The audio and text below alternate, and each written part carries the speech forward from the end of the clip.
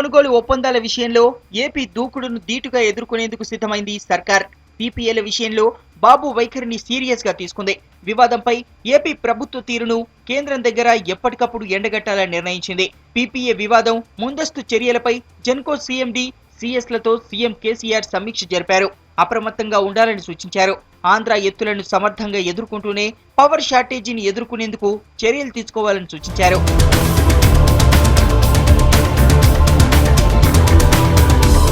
Power generation వివరాలు ఎస్ఆర్ఎల్డీసీకి అందించకపోవడం, overload draw చేస్తూ grid పై ప్రభావం చూపడాన్ని కుట్రగా భావిస్తోంది సర్కార్. ఏపీ ఎత్తులను లీగల్ గా పరిపాలనా పరంగా ఎదుర్కొనేందుకు సిద్ధమైంది. పీపీఎలపై బాబు చేస్తున్న జిమ్మికులను కేంద్ర ఇంధన మంత్రిత్వ శాఖ Bengaluru southern region power committee దృష్టికి తీసుకెళ్లింది. మరోవైపు ఈ వివాదంపై సదరన్ రీజియన్ పవర్ కమిటీ కేంద్ర ఇంధన కార్యదర్శికి నివేదిక అందజేశారు. రాష్ట్ర ఇంధన శాఖ ముఖ్య కార్యదర్శి సురేష్ చందా పీపీఎల రద్దు నిర్ణయాన్ని మరోసారి సమీక్షించాలని ఏపీ ఇంధన కార్యదర్శికి లేఖ రాశారు.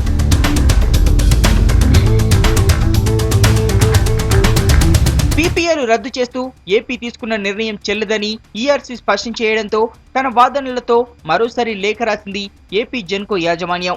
ఈఆర్సీ చైర్మన్ ను స్వయంగా కలిసి వాదనలు వినిపించింది. పాత పీపీఏలకు ఈఆర్సీ ఆమోదం లేనందున అవి రద్దయినట్లేనని, ఏపీ ప్రభుత్వం కొత్త పీపీఏలు కుదుర్చుకుంటుందని వాదించినట్టు తెలిసిందే. పీపీఏలకు ఈఆర్సీ ఆమోదం లేదనడాన్ని కుట్రపూరితమని మండిపడుతోంది రాష్ట్ర సర్కార్.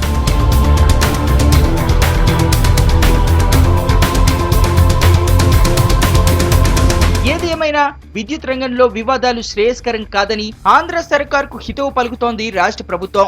ఎస్ఆర్పీపీ గతంలో తీసుకున్న నిర్ణయాలకు కట్టుబడి ఉండాలని సూచించింది. బాబు ఎత్తులను న్యాయపరంగా ఎదుర్కొంటూనే ప్రత్యామ్నాయాలపై దృష్టి సారించాలని అధికారులకు ముఖ్యమంత్రి సూచించారు.